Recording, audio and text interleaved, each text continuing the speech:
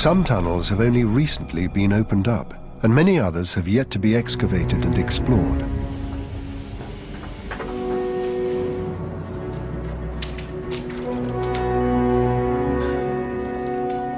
Only a few archaeologists are allowed in, and Professor Gibson is one of them.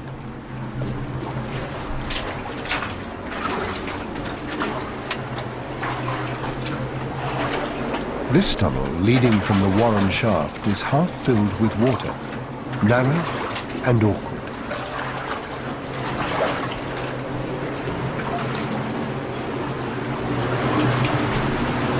What's it like? I can't see anything.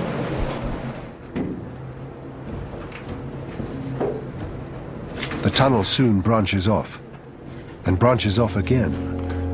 It's a disorientating and claustrophobic environment.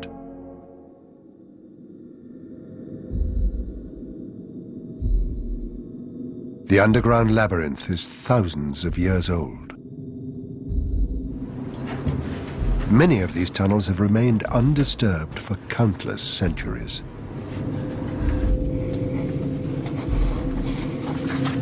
They seem to be largely empty. The search for clues has to resume above ground. Shimon Gibson wants to find out more about Sir Charles Warren, who conducted the first extensive excavations of tunnels around the Temple Mount area in 1867.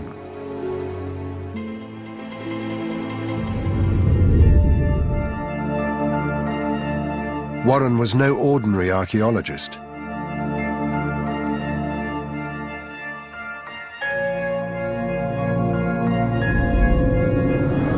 The military engineer was later charged with hunting down the notorious serial killer Jack the Ripper after his time in Jerusalem.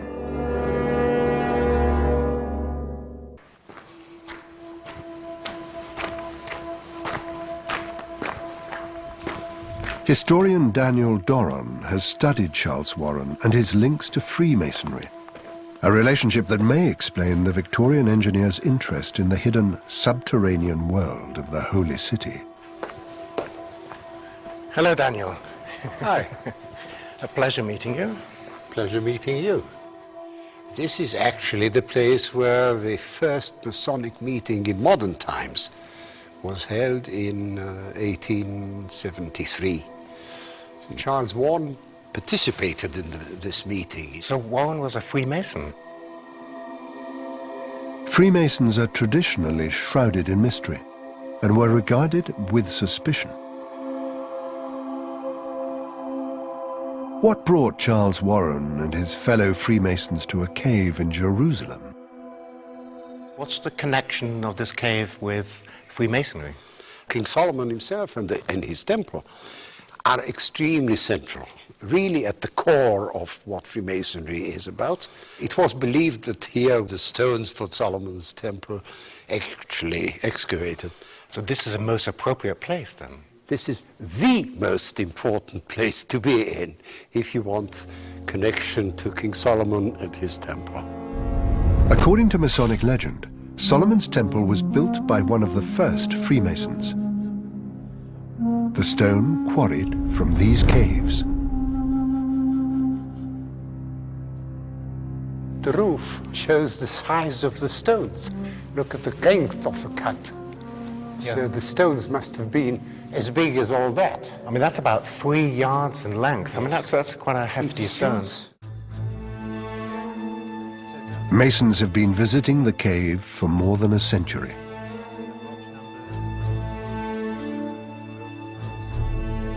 Let's have a look over here. Some of these inscriptions are really quite amazing. Oh, yes, look at that one there. Yes. Yeah. Yes, it says Lodge number 1372. Scottish Constitution, and the lodge still exists, Holy City Lodge. There's one here, London, 1942. Yes, there are plenty. And that symbol here of the Masons. The square and the compasses. Yes. Do you see it? It's quite, look, it's quite amazing. But you have many, and many of them from the 40s. Obviously, they must have been very excited when they wrote it, because they believed they were actually at King Solomon's quarries. Quarries, yes.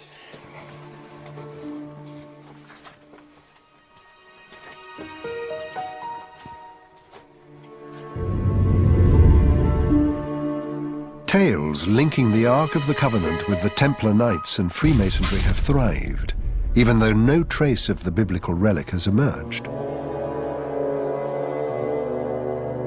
One has to keep an open mind about the possibility that the Ark of the Covenant was even brought here and hidden, and I'll tell you why. If you were living in Jerusalem and your city was under siege, and you have an enormous cave like this, which is underground, where would you hide your valuables? Not inside your house, it would be in a cave such as this.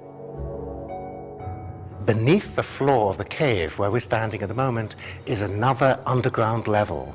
And what's special about it is you have tunnels which lead off to the southeast. That means from where we're standing in that direction, underground. Straight under the Temple Mount. Exactly, straight towards the Temple Mount. Now, you have rubble almost up to the ceiling there. They're blocked with lots of stones, but who knows where they lead.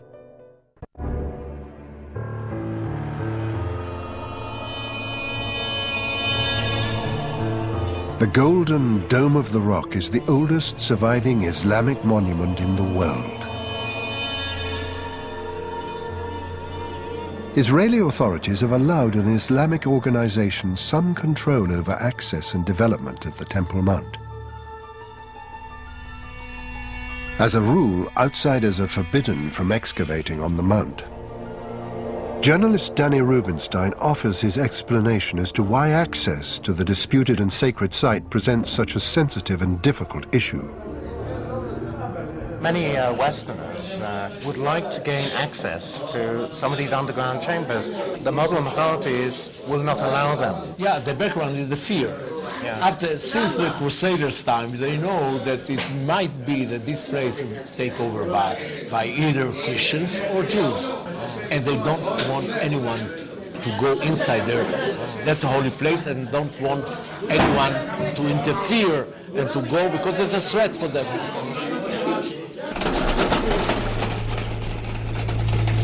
Shimon Gibson does not have official permission from the Islamic Authority to explore the mount. But part of it has been excavated for a new building project. Thousands of tons of rubble and earth from beneath Temple Mount have been dumped on various rubbish sites around the city. An archaeological team has been collecting and sifting through some of this valuable ancient material. Iron Age. Yeah. Of course. This is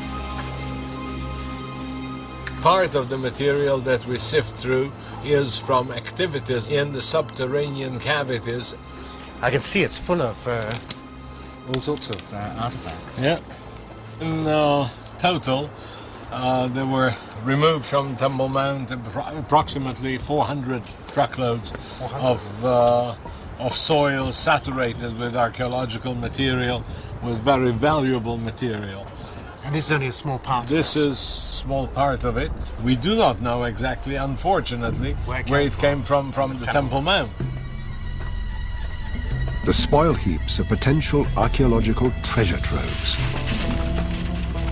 Fragments of ancient history are scattered among the dirt and stones.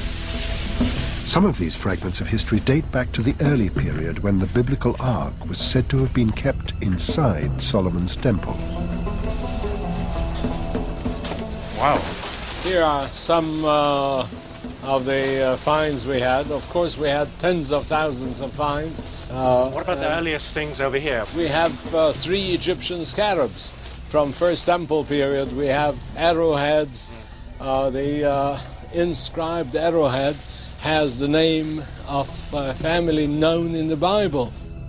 You can see it. These are Crusader arrowheads up here, gaming pieces of the Mameluke period, a silver finger ring of the Turkish Ottoman period. This is of great importance because Temple Mount is the most important archaeological site in this country, or maybe in the world. And we can see very clearly things that were unknown before. In another breakthrough, Shimon Gibson has permission from the Israeli Antiquities Authority to enter a tunnel system, still under excavation.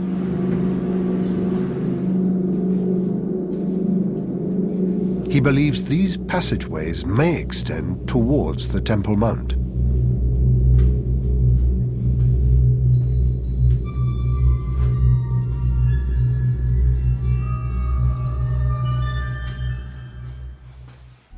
The tunnel opens up into a series of long passageways that may have been part of an ancient water system.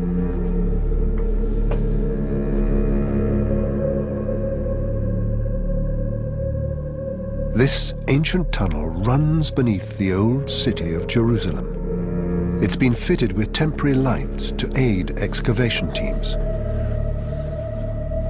Deeper in the tunnel system, the roof is made up of flagstones. This could have been the street level in the time of Christ. Jesus himself may well have walked the streets above. This tunnel was built 2,000 years ago and then was abandoned at the time of the destruction of the city when the Romans attacked in the year 70, but it originally led up to the Temple Mount. So this is a major engineering feat. I mean, look at these stones and the flagstones which cover the top of the tunnel here. You can see the manhole, which is situated up here.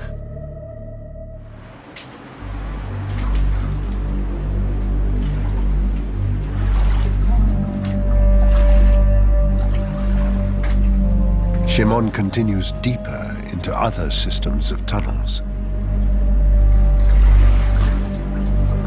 The honeycomb of passages, dating back thousands of years, is flooded with water.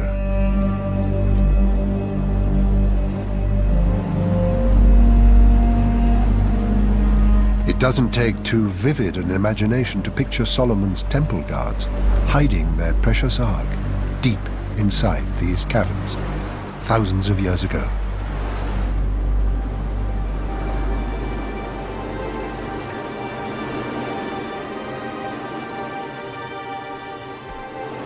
It looks like another tunnel which extends off. There's no water in there at all.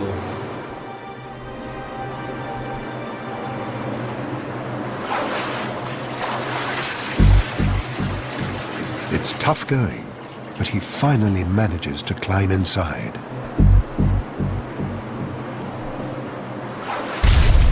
Whoa, that's amazing. It goes all the way in. You can see the tunnel is still unexcavated. It's half full of soil and debris and potsherds, all from 2,000 years ago. Really amazing. You can see the plaster here on the walls, which is 2,000 years old, and there's tons and tons of fragments of pottery just lying around here. Animal bones, charcoal, a bowl. The soil itself is completely black. That means a lot of ashes which got washed into this tunnel, probably after the destruction of the city by the Romans in the year 70. The tunnel is dotted with smaller holes in the wall. Ooh, something you're not supposed to see. Human remains. Evidently, this ancient tunnel has witnessed dramatic events. But the continuing political and religious drama still enveloping Jerusalem means Shimon Gibson can go no further.